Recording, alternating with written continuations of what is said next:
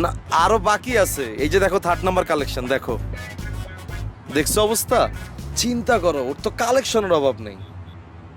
মানুষ, আমি জানতাম মানুষ খারাপ হয়, কিন্তু খারাপের লেভেলটা এরকম থাকে?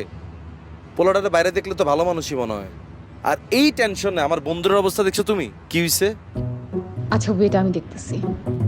ওয়েট, মিশু, মিশু, আয় মিশু। কি রে মামা, পোলা দেহে মাইয়ার লগেই থাকে মামা। কি হইছে, চিল্লাইতেছিস কেন? এটা তোর ফ্রেন্ড, বুঝলাম। এইটা আন্টি, এইটা আবার কি?